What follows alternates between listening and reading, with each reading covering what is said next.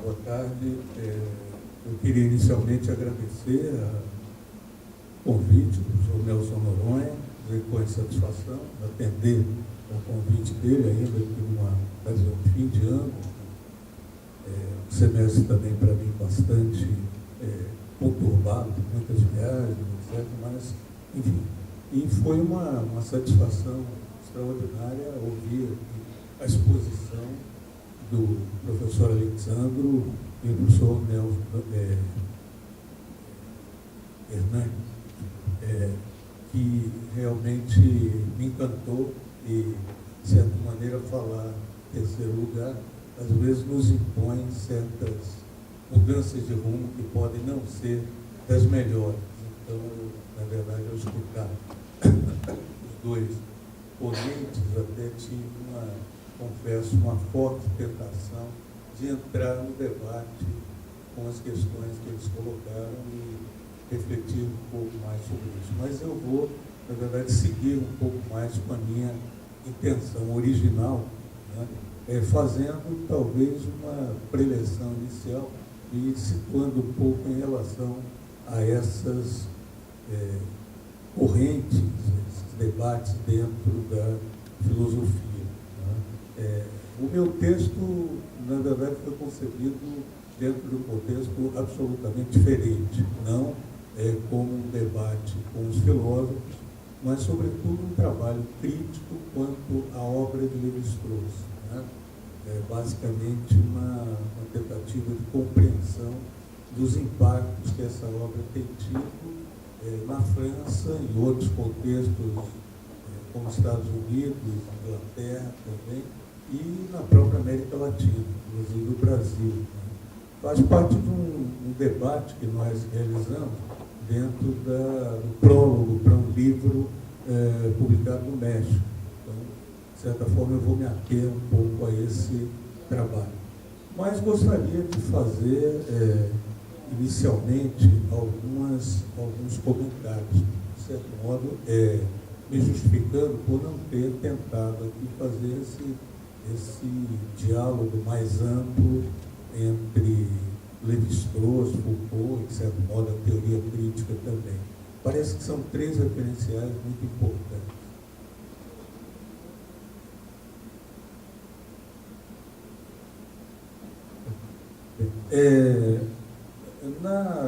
Na verdade, eu não falo fundamentalmente como antropólogo, não como filósofo, né? Não tive nenhuma pretensão, em nenhum momento, a me tornar filósofo. Tive excelentes professores de filosofia, me encantaram muito, me seduziram até a ler muita coisa e a refletir muito, mas, na verdade, nas ciências sociais, o uso que era dado da filosofia era bastante limitado, né? E era um uso também que me preocupava um pouco, de modo bastante forte. Ele fazia parte muito digamos, a teoria da ciência, da epistemologia, e o que os professores buscavam dentro das carreiras de sociologia, antropologia e ciência política, que eram integradas dentro do curso de graduação. Eu fui estudante da PUC, do Rio de Janeiro. Michel Foucault teve lá um período, mas eu já não estava mais nesse momento. Mas havia um grande movimento do ponto de vista de reflexão, mas as influências fundamentais eram, nesse momento, o marxismo e, de certo modo, o estruturalismo francês, representado por Lévi-Strauss. Sendo que, em várias vertentes, havia uma fusão entre as duas perspectivas. Basicamente, nesse momento, uma das teorias mais fortes em relação às ciências humanas emanava da École Normale Supérieure da França e tinha sido elaborada por Althusser e o seu grupo de estudantes, né? Todos eles muito marcados, influenciados pela leitura de Lévi-Strauss e das perspectivas do estruturalismo. Então, na verdade, o marxismo que vigorava não era um marxismo gramsciano, não era um marxismo lukácsiano, era um marxismo estruturalista, né?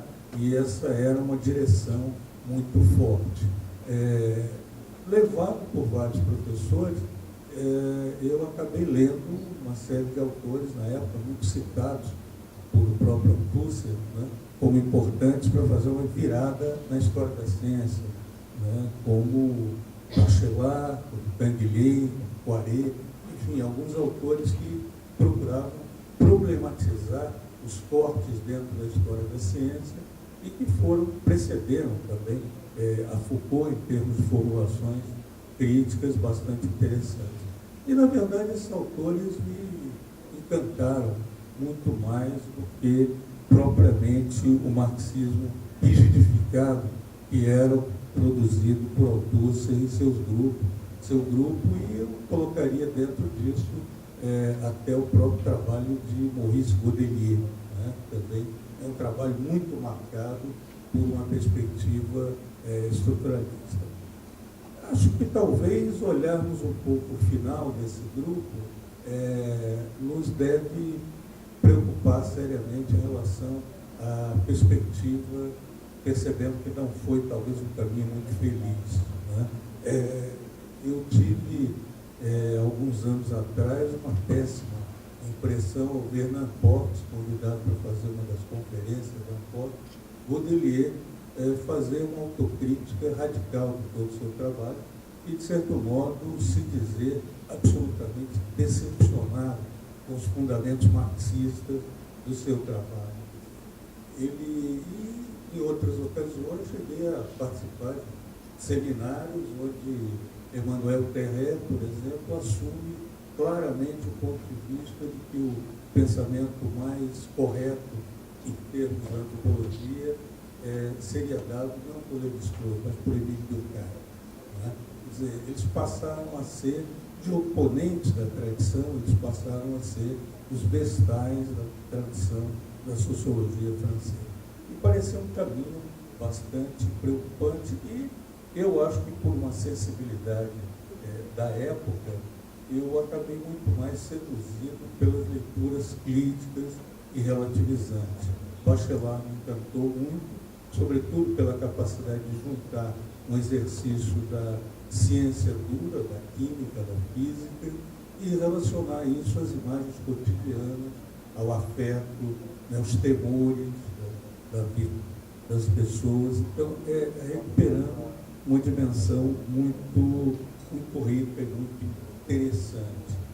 Acho que talvez uma marca importante que sempre me moveu era tentar me libertar um pouco do racionalismo francês, que eu acho que me foi ensinado na escola, na universidade, né? Naturalmente foi a porta de entrada dentro da antropologia.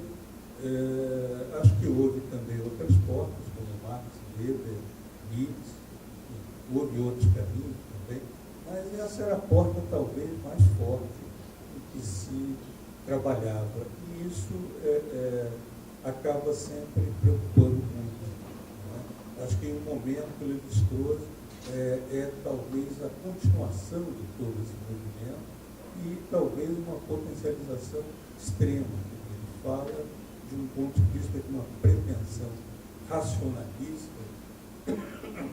que já está em curso na sociologia durkheimiana, que vai se estender também por Marcel Mauss e que vai culminar dentro de uma visão bastante marcada pelo próprio Lévi-Strauss.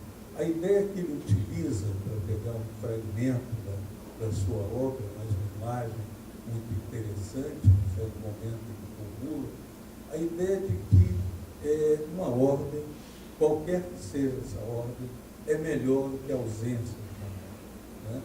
Eu sempre ficava muito chocado diante dessa afirmação e eu acho que hoje o tempo ainda me traz a sensação de que às vezes nós precisamos do caos, de que às vezes nós precisamos da não compreensão e não de uma ordem simplesmente melhor do que uma ordem precedente e que nós precisamos, para compreender, passar por um processo de estranhamento radical, por estranhamento de rejeição em relação a valores, instituições e procedimentos estabelecido.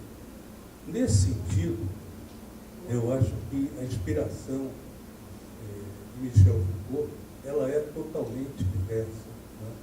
Foucault fala sempre de um outro ponto de vista. Não existe, dentro da trajetória de Michel Foucault, um lugar pré-constituído que ele vai ocupar. Ele não é Marcel Mauss, nem continuador de Émile Durkheim. Ele vai ocupar um espaço único dentro da academia francesa. Tá?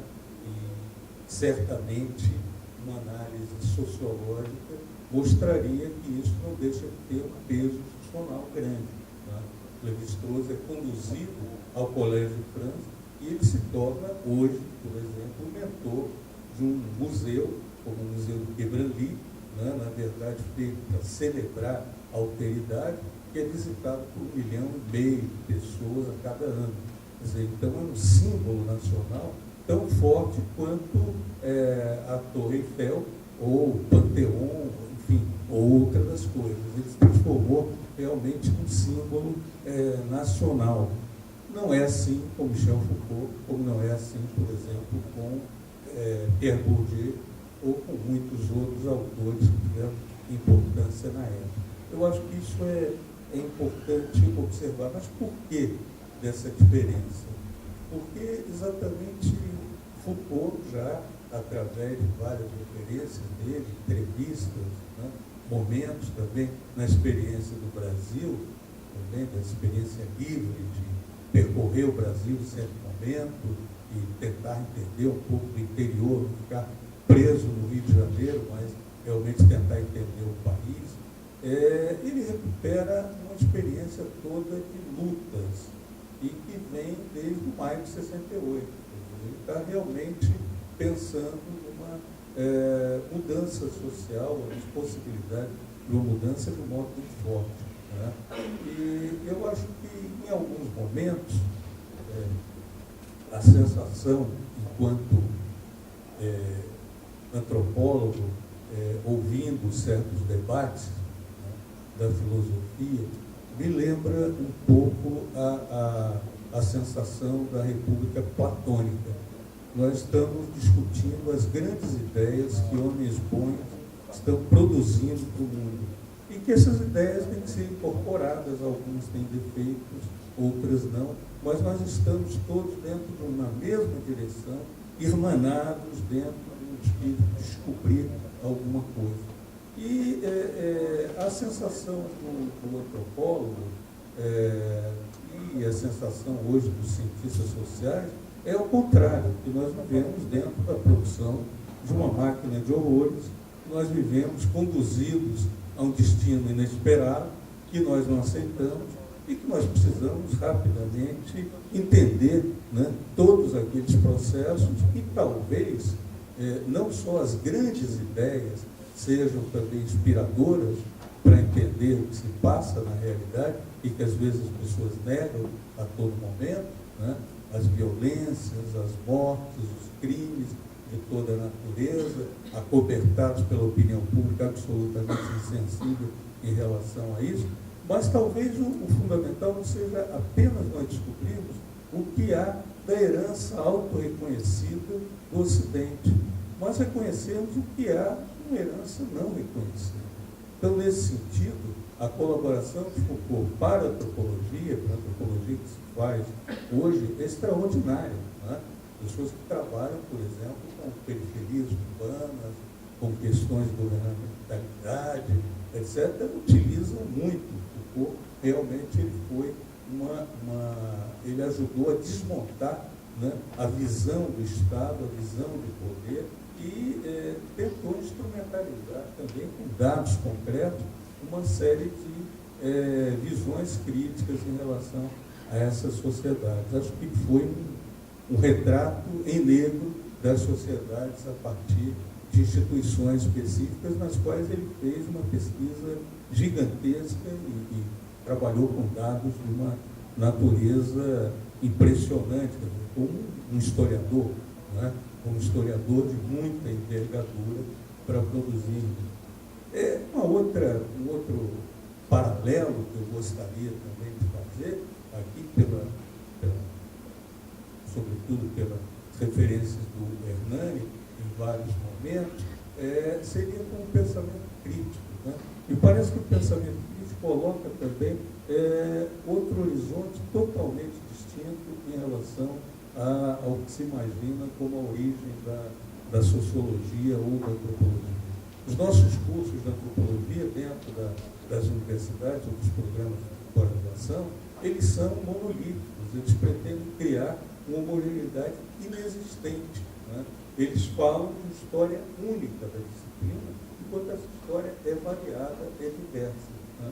Na verdade, a experiência alemã, a construção de ideia de cultura, né, na ideia de depois de sociedade, grupos sociais, de poder, ela é totalmente distinta da experiência francesa. Então, uma sociologia um pouco ampliada e referida a Durkheim, depois a reproduções inglesas também, com Reclus Brown e outras teorias, né, ou a duplicações francesas, como Berg, Luhmann, etc., americanas também, como esses autores, ela não toca num aspecto totalmente diferente. E, na verdade, essa sociologia inspirada em Adorno, Horkheimer, ela é baseada em uma perspectiva marxista da contradição, da mudança, né, do conflito. Né? Então, os pressupostos são de outra natureza e eles estão movidos a construir, pensar conceitos, pensar uma relação do cientista com o próprio objeto observado totalmente diferente. Né? As longas observações feitas por Durkheim em relação à isenção, quanto o pesquisador deve manter em relação ao seu objeto de pesquisa, elas perdem sentido do ponto de vista do pensamento crítico. Elas não são absolutamente observações a serem repetidas dentro de uma sociologia alemã ou dentro de uma antropologia alemã. No entanto, nós estudamos ainda segundo o padrão, tudo isso parece algo bastante estranho e bastante contemporâneo. Né? Precisamos explicar por que as pessoas pensam em tomar partido dentro de um conflito social e imaginam que trabalhar com esse subconflito é algo que tenha valor, ao invés de buscar simplesmente a organização de uma ordem, né, que seria capaz de dar conta dessa existência.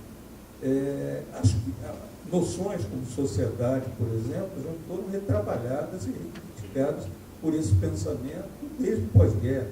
Né? Na verdade, alguns trabalhos que se lê, às vezes na antropologia, se descobre quase que com muito susto, né?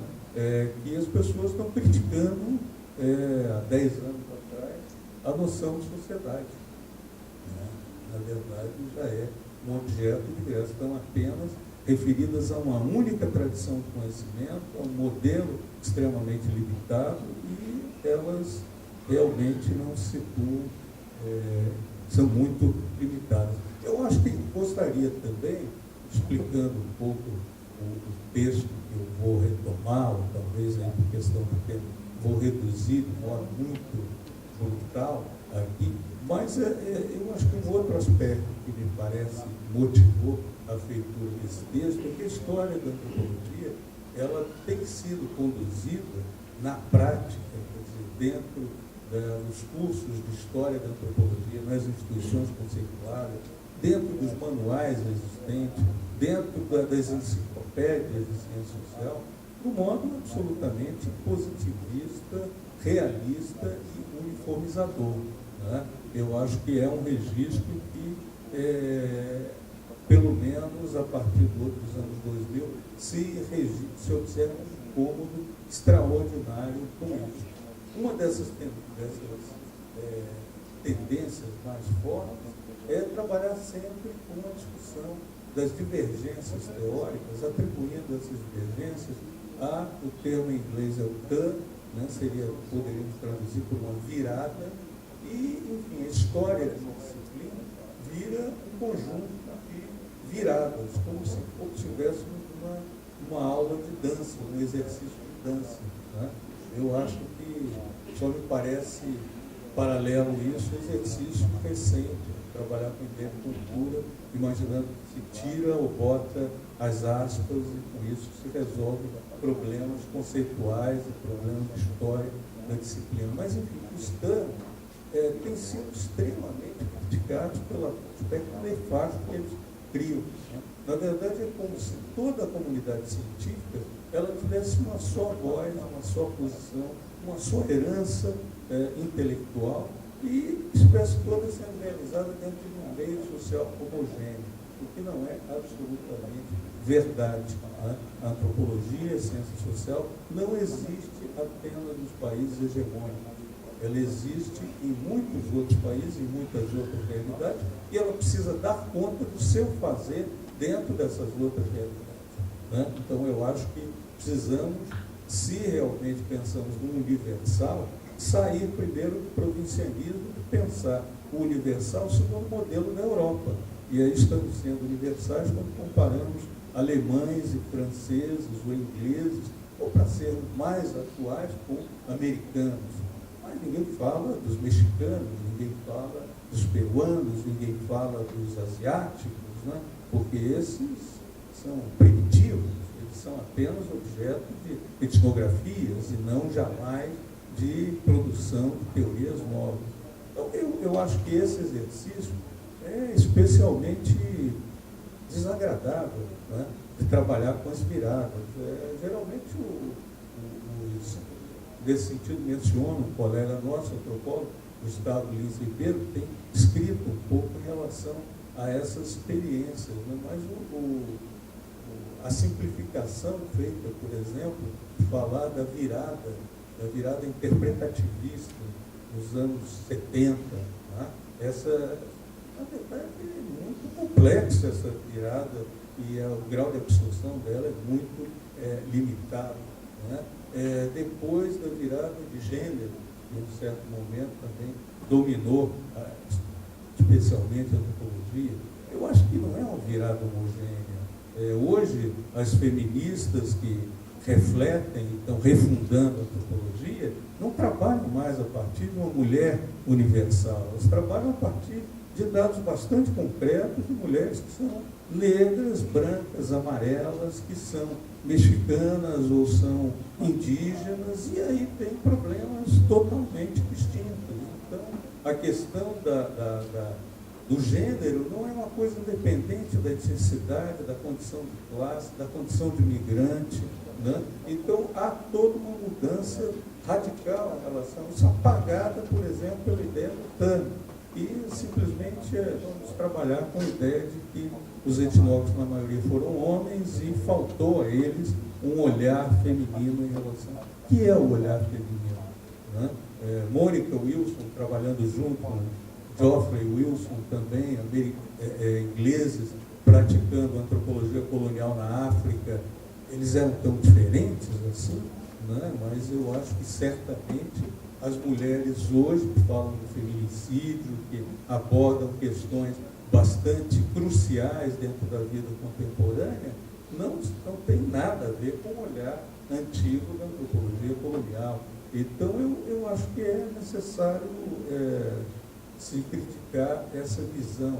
Também, um outro aspecto, né, e esse incomoda mais e relaciona de modo mais direto, por exemplo, com a obra que ele nos trouxe, é a chamada virada ontológica, né, que, de certa forma, assola hoje a antropologia em vários contextos. Né, e ela tem sido tomada, em princípio, ela parte de um truísmo, de uma coisa absolutamente simples, que qualquer pessoa que tenha contato com uma população diferenciada, com tradições próprias, vai perceber que as cosmologias não são apenas narrativas que são recolhidas pelos antropólogos, elas são modos de pensar, elas são filosofias, elas são pressupostos quanto às condições de conhecimento, e elas também definem o que os seres são ou não são. Quer dizer, se acredita nos limites, né, nos limites da dor, no limite do visível, no limite da morte. Né? Tudo isso varia de acordo com cada cultura. Então, esse exercício tem sido praticado de modo muito bizarro e muito negativo, no sentido de produzir digamos, uma virada, a meu ver, de uma despolitização crescente da disciplina, né, de um desenraizamento de contextos sociais e, paralelamente, também com um impacto extremamente negativo sobre o que era o melhor que os antropólogos produziram em muitos contextos. Como os historiadores também, a sua capacidade prática, o seu potencial, é de trabalhar com pessoas concretas, relatarem situações, relatarem processos específicos. Né? Os antropólogos não trabalham com generalidades, é de suspeitar quando o antropólogo coloca generalidades em caso. Né? Ele trabalha sempre com pessoas, e essas pessoas, famílias, grupos, etc. Não existe, né, uma população externa, não existe o não ocidental, não existe o primitivo, não existe o Baniwa, né? Essa população toda é construída através de processos muito variados e ela se institui limites e ela se marca em relação a outros. Quer dizer, nós precisamos romper com essa visão muito naturalizante dos grupos sociais, dos grupos humanos e com recortes que são recortes totalmente coloniais, recortes que são de etnia, potencialmente também um limite que povos têm a se tornarem ou não nações. Né? Claro, os primitivos são aqueles que jamais teriam se transformar em nações e precisam ser sempre governados, seja internamente, seja por mandatos tutelares externos, e também aplicando isso em relação a outros grupos sociais, como, por exemplo, as mulheres, ou, por exemplo, os jovens. Né? Quer dizer, nós vivemos dentro de uma cultura que é profundamente machista e androcêntrica. Eu acho que enquanto se mantiver essa perspectiva, né, de um conhecimento sempre simbolizado por um velho sábio homem, né, que deteve na sua experiência uma capacidade de síntese extraordinária, eu acho que nós vamos ter uma visão de conhecimento extremamente pobre e limitada. Nós precisamos colorir esse conhecimento de muitas cores, de muitos trajes étnicos, de muitas condições sociais, e não há nada que, em princípio, faça com que um jovem não seja um portador tão digno da sua cultura quanto uma pessoa de 70, 80 anos. Eu acho que há também formas de se apropriar da cultura, de trabalhar essa cultura, de produzir articulações. Mas eu acho que essa virada ontológica, ela produz também um processo de, digamos, decantação da sociedade, pela qual a sociedade se distingue de uma que é a verdadeira, a que é a essência dela, né? E o que é os fenômenos cotidianos observados pelos mortais. Né? Então, essa parte que só aos olhares dos cientistas é fadado chegar a isso, nesse domínio se encontra sempre a ordem, se encontra sempre uma motivação global, se pode falar em relação a uma sociedade, em relação a uma lógica, a uma razão. Quando se chega a trabalhar de perto, quando se chega a esboçar qualquer esforço mais concreto de análise, todos esses objetos eles desaparecem e eles se transformam em variabilidade, em mutabilidades, em coisas bastante instáveis. Eu acho que nós trabalhamos com categorias que são extremamente rígidas, são produtos do sonho dos cientistas humanos de trabalhar com realidades naturais, perfeitas, e poderem elaborar equações descritivas dos processos que observam. Nós estamos muito longe disso. Né? Não sei nem se esse é um universo ideal. Acho que cada vez mais imaginaria que há uma mercantilização da ciência extremamente forte e deve nos tornar extremamente cuidadosos quanto ao valor de uma ciência que seja blindada para domínio dentro de uma só academia, financiada por determinados grupos, isolada e que tenha capacidade de produzir resultados concretos. Então, na verdade, esse é um pouco da minha sensação em relação a esse contexto da chamada virada ontológica, E nesse sentido, me causa um incômodo muito grande no Brasil e, sobretudo, na América Latina, que essa virada está muito associada, geralmente, a Lévi-Strauss, e de uma forma não como um cientista, quer dizer, alguém que tem uma obra extremamente complexa, extremamente densa, né? Mas, ao mesmo tempo, que permite leituras as mais variadas. Né? Nós não temos, só temos, por razão política, um único Marx ou um único Lévi-Strauss. Na verdade, nós podemos ler Lévi-Strauss, segundo muitas elaborações que ele fez, de formas bastante diferentes. Né? Eu acho que as obras, as grandes obras, elas não são ordenadoras, nesse sentido, limitadoras de métodos. Né? As pessoas são também escritores, enquanto proponentes de escritores, escrevendo casos concretos, analisando situações concretas, eles vão muito além das formulações metodológicas que eles apresentam e elaboram coisas que são muito além do ponto de vista das teorias, que eles, talvez, no momento que tenham que apresentar como a sua grande contribuição, vão eleger como as contribuições.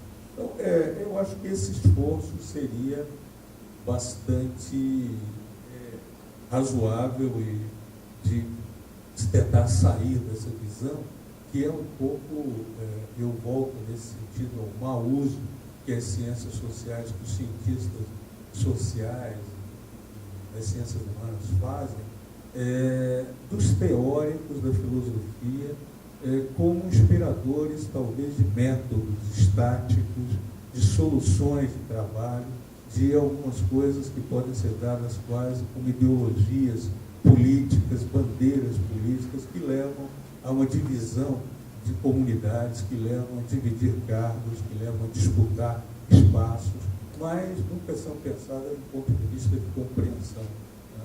Eu acho que há um cuidado que nós devemos tomar em relação a esses esforços. Eu acho que também usar obras como muito diretamente identificadas a alguma pessoa pode ser um erro também perigoso que nós tenhamos.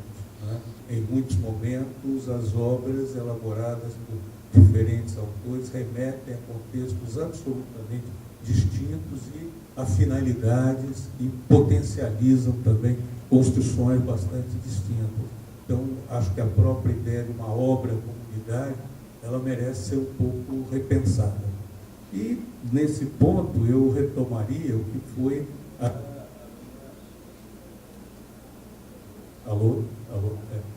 o que foi a minha análise do Lévi-Strauss. Eu chamei, na realidade, para a finalidade aqui da nossa reunião, estruturalismo de Lévi-Strauss, uma sociogênese. Ao invés da ideia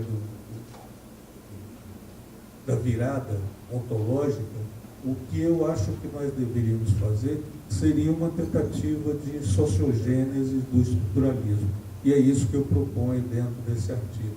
Acho que em alguns momentos, muito do que Hernani falou, me pareceu muito aproximado, momentos que ele traçava paralelos entre vários autores, inclusive não só franceses, também um exercício dessa natureza. Eu acho que a inspiração para isso foi mais ou menos direcionada a alguns trabalhos de Pierre Bourdieu, sobretudo, né?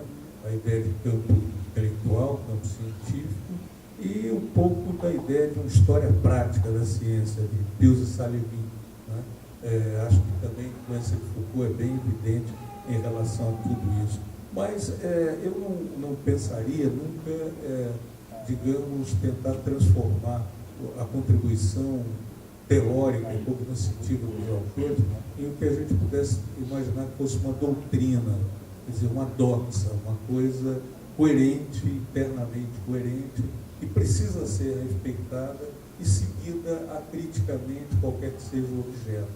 Eu acho que, nesse sentido, partilho dos pontos de vista de Johannes Fabian, um antropólogo que trabalhou muito com a história da ciência, que, em certo momento, ele diz, recuperando os próprios termos gregos em relação a isso, que o método não é uma receita, que o método é um processo de conhecimento e que o método precisa ser resgatado a partir das opções estratégicas feitas por cada autor. Né?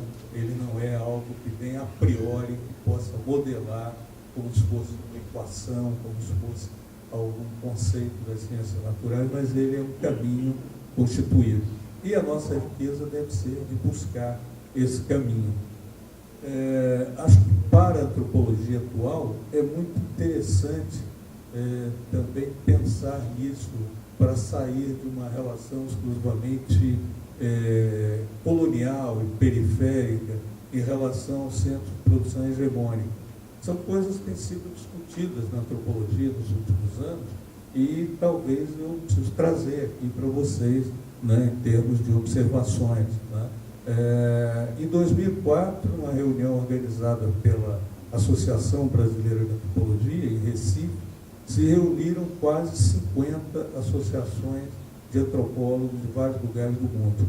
Não só Estados Unidos, França, Inglaterra, não, ou Alemanha. Se reuniram 50 ou 60 de todos esses. Do sul da África, de outros países, Egito, enfim. E a questão colocada me parece que era de uma riqueza extraordinária para repensar a disciplina. Né? Como pode-se fazer uma sociologia, uma antropologia, dentro de uma sociedade de inspiração muçulmana, né? Onde realmente política e poder são algo que não podem ser separados, de maneira nenhuma. Religião não pode ser separada do poder, ela é em si um componente fundamental. Ou como nós podemos pensar uma sociedade como a chinesa, né, com as formas de referência em relação a respeito, construção de consenso, dentro de uma sociedade que, como a nossa, pelo menos a nossa sociedade política, imagina, em certo momento, através de debates parlamentares ou de conselhos como público, se chega a construir e a abrigar diferenças, mas de um modo que represente um todo. Né? Então, isso são apenas exemplos extremos, mas, na verdade, todas as experiências registradas ao longo do mundo mostram diferenças abissais em relação aos modelos elaborados por essas sociedades, né? por essas sociedades científicas que surgiram dentro de algumas universidades destacadas. E acho que, para nós, brasileiros, é muito interessante, até seria muito interessante, dentro de um período de menos-valia que vivemos atual, né, profunda decepção em relação a nossos caminhos, recuperar, por exemplo, colaborações bastante interessantes que a antropologia brasileira teve, né, em décadas passadas em relação a outras antropologias, vendo coisas que, na verdade, hoje são apenas anunciadas por alguns autores franceses, americanos, mas que caminharam muito pouco em relação a esses domínios. Então, eu acho que, claro, não estou falando apenas da antropologia brasileira, mas o exercício de tentar libertar as antropologias mundiais, alguma coisa pensada no plural, alguma coisa resultante, claro, de Marx, Weber, Durkheim, Lévi-Strauss, etc., mas tudo isso relacionado a contextos locais, a culturas diferentes, a religiões diferentes, a projetos políticos atuais dos seus intelectuais, que engendraram formas de pensar a sociedade bastante distintas. Eu acho que trabalhar essa riqueza de contribuição é um novo projeto cognitivo, não é um projeto cognitivo apenas de nós estarmos restritos ao Ocidente, né? É um projeto efetivamente de descolonização de ciência, né? E nós precisamos proceder a esses exercícios, eu acho que de um modo bastante cuidadoso e feliz. Bem, recuperando um pouco em relação ao debate feito nesse texto, eu vou apenas resumir isso, né? Eu procuro indicar qual foi, digamos, o caminho seguido para o amplo reconhecimento existente de Lévi-Strauss dentro da sociedade francesa e depois o reconhecimento maior ou menor existente em outros contextos científicos. Né? E eu acho que, ao invés de nós imaginarmos alguma coisa que é geral, ou um surto epidêmico que surge em Paris e que se espalha pelo mundo inteiro, como às vezes as pessoas pensam, modelos nacionais, né? Criados na França e depois seguidos em todo o mundo, como se fosse algo idêntico, né? Mas eu acho que, na verdade, o que nós vemos é um processo totalmente diverso em relação a isso, onde, na verdade, Lévi-Strauss tem uma trajetória absolutamente distinta do que normalmente se produz em relação a ele. Quer dizer, para entender o mito Lévi-Strauss, nós não devemos só ler os trabalhos dele, nós devemos entender como esses trabalhos se desenvolveram no correr do tempo, como eles foram, alguns marcados e outros não marcados, e como ele se transformou no que ele é, né, em termos de um símbolo francês, um símbolo inquestionável da França. E eu acho que esse exercício caminha, né, desde a relação de Lévi-Strauss, por exemplo, com Marcel Mauss, né, uma relação bastante complexa. Na verdade, Lévi-Strauss não estudou na França, não se formou no contexto francês, ele saiu para vir ao Brasil, né? O Brasil fez 2 expedições ao interior do Mato Grosso, lecionou na USP, né? Mas a diferença do mito criado e hoje repetido extensamente pela própria Universidade de São Paulo, né? Ele não criou a USP, né? E ele não criou o estruturalismo no Brasil. Quando ele saiu, não para a França em função da guerra, mas para os Estados Unidos, na qual ele elaborou realmente as suas teorias, não com base no material que ele recolheu do campo, mas com o material que ele indicou, reunido pelo Bureau of American Ethnology, sobretudo com as monografias sobre os índios norte-americanos e depois com leituras variadas sobre todo o mundo. O que torna Lévi-Strauss, vamos dizer, o fundador de uma perspectiva nova dentro das ciências humanas, é o trabalho que ele publica em 1949, Estruturas Elementares do Paradigma. Né? É esse trabalho onde a participação do material brasileiro é mínima, né? Não tem qualquer relevância, ele não precisava ter vindo ao Brasil para isso. Né? E, paralelamente, Lévi-Strauss, enquanto ele é acionado como uma base criadora da antropologia no Brasil, existem exercícios forçados, né, de cruzamento de Lévi-Strauss e Mário de Andrade para impor a temática, né, da antropofagia dentro disso. Embora exista esse exercício, Lévi-Strauss não deixou um único estudante de antropologia dentro da Universidade de São Paulo, nem qualquer seguidor. Né? A Universidade de São Paulo foi e continuou a ser, depois do Lévi-Strauss, fundamentalmente germânica no seu pensamento, e os seus professores sempre foram predominantemente culturalistas alemães e produziam trabalho de campo dentro de uma vertente totalmente diferente de Lévi-Strauss, Herbert Waldo, depois Egon Schaden, né? E outras figuras que imperaram dentro do cenário brasileiro, como, por exemplo, não tão situado dentro da interface de uma instituição acadêmica, como Kurt Mangajú, né? Não eram pessoas que tivessem nada a ver com os pressupostos do estruturalismo ou com qualquer coisa dessa natureza. Né?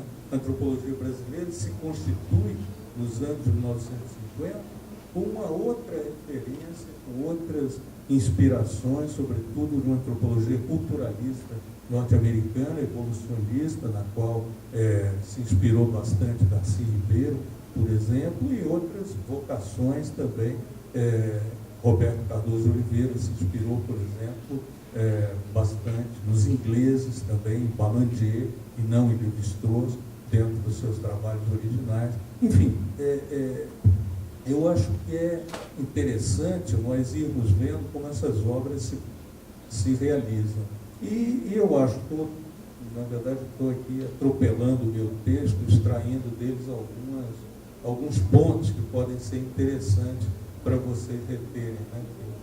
Sou muito minucioso nos detalhes, nas produções, nas datas, né, no tipo de livro, procuro ser.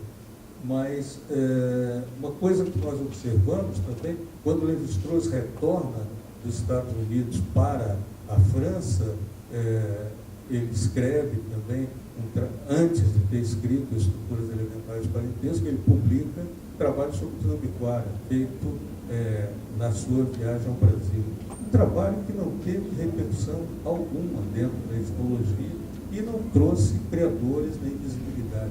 Né? Também o próprio trabalho Estruturas Elementares de Parentesco não é um trabalho que repercuta de um modo direto. A tradução desse livro importante, referencial, para o inglês, já nesse momento, o idioma central, pelo menos para a antropologia, levou 20 anos. Só foi feita a tradução em 1969. Tá? Quer dizer, durante esse momento, durante esse período, o Lévi-Strauss foi construído muito internamente ao contexto francês, através de uma multiplicidade de diálogos que ele participou com a sociedade e de ações extremamente variadas, não necessariamente características de um antropólogo. Né? Por exemplo, né, o seu livro, que Hernani mencionou, né, o Tristes Trocos, um livro de 1955, né, na verdade, um livro que, nas minhas vivências com intelectuais europeus, praticamente quase todos tinham lido isso e imaginavam que era um bom retrato do Brasil, né, a partir de Lévi-Strauss. Quer dizer, uma leitura de cabeceira dos intelectuais. Não é um livro, nesse sentido, lido exclusivamente por antropólogos. É um grande livro de viagem, uma grande obra literária. Né? Claro que ela está inspirada em perspectivas teóricas, interpretativas, isso é evidente. Né? Também a literatura não se faz desconhecendo interesses cognitivos, mas não é uma obra de antropologia estritamente e não é reconhecida dessa maneira. Esse livro, por exemplo, para ter uma ideia, esse livro logo foi traduzido no Brasil. Em 1957 já estava em português sendo divulgado. Claro que tinha conexões com, né, suposta, a ideia dos brasileiros trabalhar com os índios enquanto índios com alteridades radicais, com índios bravos da construção colonial. Né? Então, nesse sentido, ele entrou perfeitamente dentro das visões. Eu acho que para o brasileiro, esse livro marcou muito. Já, por exemplo, a difusão desse livro na América em língua hispânica foi totalmente diferente. Esse livro só foi traduzido para o espanhol na década de 90. Né? Quer dizer, impressionante imaginar, né? Mas a América hispânica tinha outros ícones para pensar o exotismo em relação às suas colônias, ou ex-colônias. Né? Então, não o padrão brasileiro, né? Não o padrão da experiência nas terras baixas da América do Sul, era um inspirador para isso, mas sim outros padrões totalmente diversos. Acho que isso é uma marca importante de sendo observada. E também de modo muito esquemático, né, porque eu vou procurando mostrar também dentro desses trabalhos, como Lévi-Strauss é construído não como um antropólogo especificamente, mas como um grande intelectual universal. Né? Um trabalho que ele publica nessa década de 50 também, que tem uma relevância extraordinária, e esse sim sai em francês e também em inglês, graças ao Unesco, é o trabalho sobre as raças, né? Onde Lévi-Strauss assume uma posição humanista e política também de denunciar o racismo de um modo muito forte e contundente. É um livro também que marca muito a sua aceitação. Em um outro momento, também, a produção dos anos 50, também deve ser observada um artigo muito importante, na verdade, um prefácio que ele faz, a compilação das obras de Marcel Mauss, pela prestigiosa Presse Universitaire de France. Né? quer dizer, sociologia, antropologia, reúne trabalhos dispersos de Marcel Mauss. E o prefaciador dessa obra, Lévi-Strauss, um jovem professor, recém-chegado na França, depois de uma trajetória nos Estados Unidos e no Brasil também, né? Esse pesquisador, então, é o elaborador desse prefácio, que, na verdade, já apresenta de modo muito claro, não a contribuição de Marcel Mauss, mas a própria ideia do estruturalismo. Algumas pessoas chamam de brincadeira isso, para estimular que não se trata, o artigo não é introdução à obra de Marcel Mauss, é introdução à obra de Lévi-Strauss, porque, na verdade, não é nada condescendente em relação a Marcel Mauss. Ele apenas fala das utilizações possíveis, das elaborações de Marcel Mauss em relação à teoria da reciprocidade, à magia, em relação a vários elementos, mas transforma tudo isso dentro de uma interpretação estruturalista fundamentada nas estruturas elementares do parentesco. Então, na verdade, ele aproveita um contexto, vamos dizer, de apologia da tradição para se entronizar dentro da tradição e ser a nova voz que fala pela tradição estabelecida. Eu acho que são momentos importantes. Acho que, claro, observar isso até pode gerar a vocês reações críticas, éticas, mas eu acho que a minha intenção não é essa. O que eu quero dizer é que uma grande obra não se produz só pelas ideias que ela tem, mas pelo conjunto de leitores e pelas múltiplas interpretações que eles dão à obra. Um grande autor não vira apenas aquele que é antropólogo, esteve no sul, no interior do Brasil, na América do Sul, e viu índios e fez um trabalho extraordinário. Não foi esse o caso de Lévi-Strauss. Lévi-Strauss produziu um grande livro de viagem, elaborou uma grande teoria analítica e, depois disso, se tornou um escritor reconhecido através desse livro de viagem e uma pessoa referência também a partir das publicações feitas na Unesco e da reedição do trabalho de Marcel Mauss. Então, eu acho que não dá para seguir muito mais nessa linha, mas eu procuro mostrar, enfim, como essas oscilações, elas acabam gerando um grande debate na década de 60 em relação ao estruturalismo. Lévi-Strauss entra no ano de 61 no Collège de France. Ele é admitido ao Collège de France, faz uma leção inaugural bastante importante também, e a partir daí ele começa a se transformar num intelectual de referência para debates que vão muito além da antropologia, né? Na realidade, eu faço um apanhado aqui de revistas que debatem sobre Lévi-Strauss e vão do Cahiers du Cinéma a publicações literárias, a revista Esprit, a Temps Moderne, enfim, não é apenas antropologia que está sendo colocada, é um debate muito mais amplo. E alguns autores, né, as reações em relação a Lévi-Strauss não são homogêneas de nenhuma maneira. Existe algum encantamento em algumas áreas, mas existe uma relação crítica bastante forte de muitos autores, historiadores, filósofos e outros. Por exemplo, artigos escritos já na década de 60 por Paul Ricoeur, por Henri Lefebvre, né, extremamente críticas, inclusive, no caso de Lefebvre, transformadas depois, em 1974, em um livro sobre estruturalismo, né? E as formulações indicam de um modo muito claro também na visão de Lefebvre, uma função social que o estruturalismo viria a ter dentro do novo contexto político francês.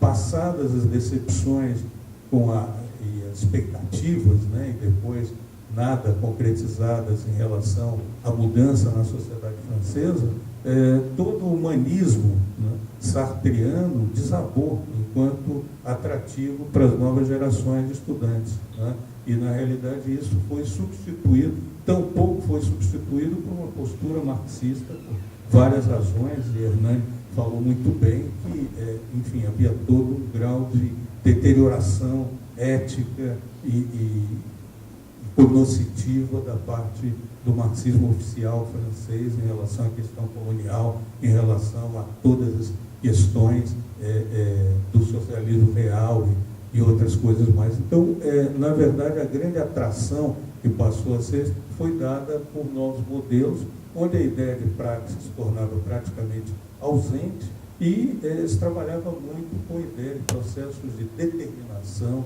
de outra natureza não consciente, né, buscando aí o espírito humano, né, o inconsciente como um fator explicativo e buscando também, frequentemente, apoiada em modelos linguísticos, uma ideia de causas que não são capturadas pela consciência. Sempre esse tipo de causas estiveram presentes em qualquer elaboração científica.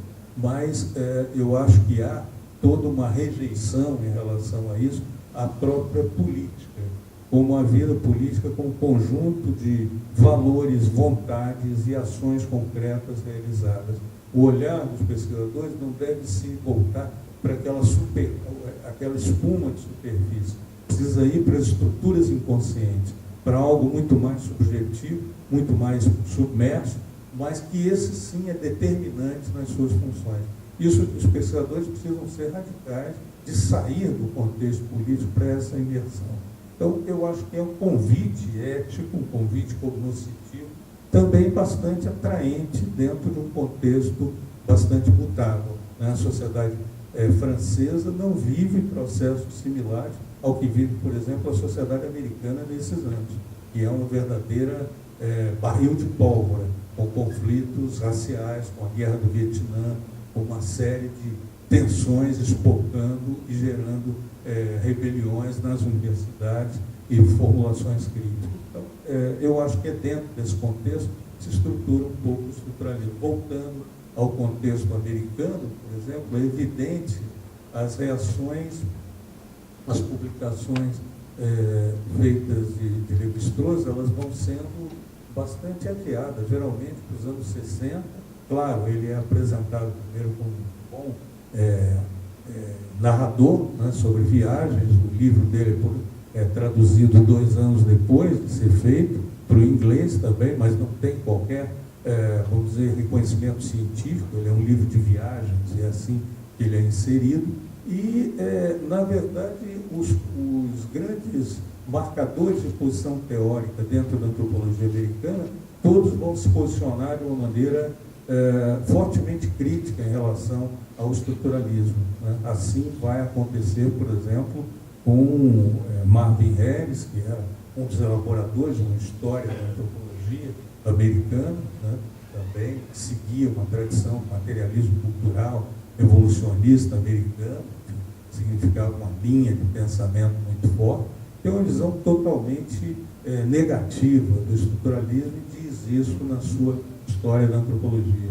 Também Clifford Geertz, né, tem um capítulo que talvez os leitores brasileiros não conheçam, mas um dos capítulos do seu livro é um capítulo chamado o Selvagem Cerebral, e aí é uma leitura da obra de Lévi-Strauss.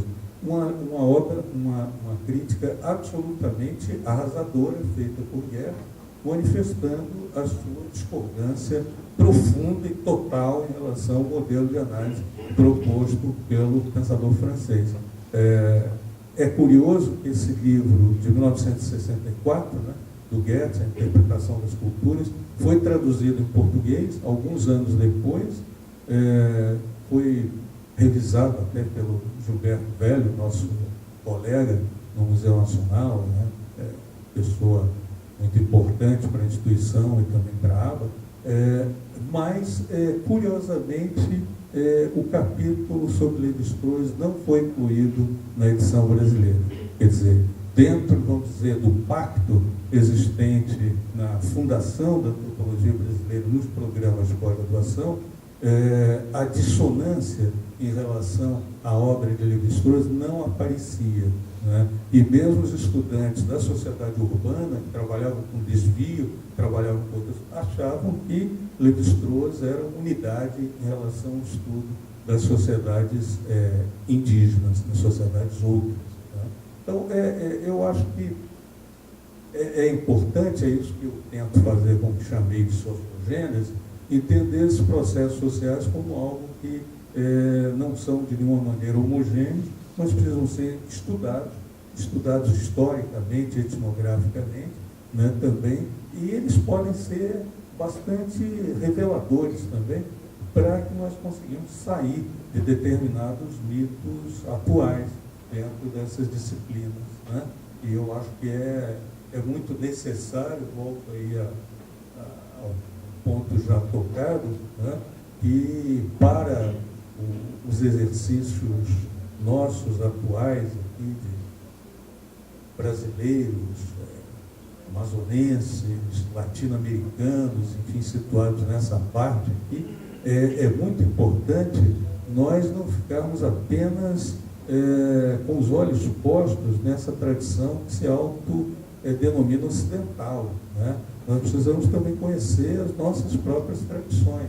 Isso significa estudar o pensamento nos nossos países, nas nossas regiões, encontrar nisso também coisas que podem ser extremamente estimulantes e importantes, porque elas foram também importantes para dirigir a feitura da ciência, do pensamento social, dentro desses países que existiram, né? Eu acho que é uma visão muito simplificadora, imposta pelos programas de pós-graduação, em geral, criados nos anos 70, 60, 70, 80, no Brasil, que se pretendia, de certa maneira, passar uma borracha sobre as tradições precedentes. A perspectiva era de realmente importar uma ciência que vai nos permitir nos colocar no mesmo padrão dos países desenvolvidos, né? Mas com essa tendência a importar a ciência desenvolvida, nós esquecemos uma série de personagens importantes da nossa vida, da nossa prática, dos nossos pensamentos, que foram exilados e banidos pela Revolução de 64. De certa maneira, nós passamos uma espécie de borracha ratificando o que a própria ditadura tinha feito na universidade. E eu acho que há muita coisa a ser retomada dentro desse pensamento anterior brasileiro. Como acho que existe um exercício, agora trabalhando com antropologia, com indigenismo, né? Por exemplo, as comparações com a antropologia mexicana, com a história do México, elas são de uma riqueza extraordinária. Não é impossível você pensar a constituição desse país sem você ver as múltiplas teorias construídas em relação à alteridade, né? E eu acho que outras experiências que há dentro de toda a América do Sul, porque se hoje nós falamos muito no Brasil de pensamento indígena, originalidade do pensamento indígena, há mais de 100 anos existem filósofos, existem escritores na América Latina, no México, no Peru, que são indígenas e que produzem movimentos sociais, políticos e reformas quanto ao conhecimento e visões críticas em relação ao Estado. Nós não conhecemos nada disso e achamos que a única obrigação de fazer coisas novas, de descolonização, é nós tirarmos, de certa forma, das vitrines do museu um índio que já foi frigorificado pela tradição colonial, e esse índio frigorificado vai se tornar, então, um símbolo de alguma coisa nova, descolonial. Eu acho que é mais uma farsa que se está construindo, mas que não tem nenhuma eficácia real do ponto de vista do interesse da sociedade e nem do conhecimento da ampliação, nem do ponto de vista da ampliação de conhecimentos, né? Bom, eu acho que é isso. Gostaria de, terminando, dizer que acabei, de certo modo, fazendo aqui por estímulos me precederam, tentando fazer uma certa articulação entre o meu texto e alguns comentários feitos por ele. Espero não ter sido caótico demais, e de qualquer maneira indico que o texto, com todos os rigores adequados ao exercício, estão aí. As citações bibliográficas, as datas, os movimentos, né? E eu acho que pode ser lido está aqui passado do professor Nelson, e também esse livrinho, que eu acho que também vou deixar para o professor Nelson, que é um livro sobre Lévi-Strauss, feito por um outro autor francês, né, de certo modo não contemporâneo, um pouco depois, mas que faz uma revisão crítica bastante forte, baseada em outros modelos de interpretação, não mais americanos, mas do Pacífico, né? E, na verdade, o que nós vamos pensar a todo momento Lévi-Strauss acabou, embora a sua teoria não tivesse sido concebida de nenhuma maneira a partir do americanismo, das experiências americanas, né? Mas ele foi, nem brasileira, mas ela foi algo comparativo, ele se construiu enquanto detentor de um saber regionalizado, que era o americanismo, né? A antropologia francesa não tem, de nenhuma maneira, unidade em torno de Lévi-Strauss, né? Quem impera dentro da antropologia africana, por exemplo, é Georges Balandier, né? E uma série de outros autores que foram Claude Meillassoux, Marc Roger, uma série de... Há toda uma tradição de reflexão sobre a África que não está ligada ao pensamento estruturalista.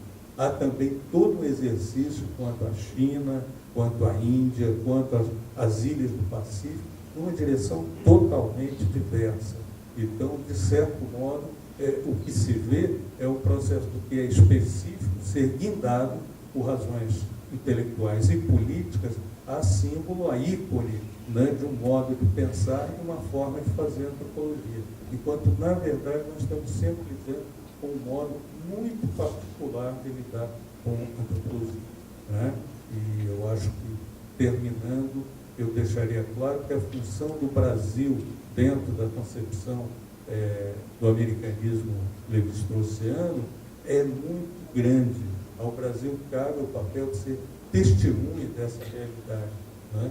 Ele tem que ser a permanente prova dessa teoria, né? Porque essas teorias não se aplicam de nenhuma maneira, por exemplo, a toda a região andina da América do Sul, a toda a América Central e ao México, e a construção da antropologia é totalmente estranha a Lévi-Strauss e dialoga fortemente com a antropologia norte-americana e dialoga com as correntes mais variadas, marxista, culturalista e outras, e também com antropologias de outra parte do mundo. Então, eu deixaria assim a vocês essa mensagem de que talvez uma das tarefas importantes que o antropólogo possa se fazer, com esse gosto do detalhe, das coisas específicas, como historiador, talvez desmontar ícones, né? Ou mostrar os limites desses ícones, o como eles são,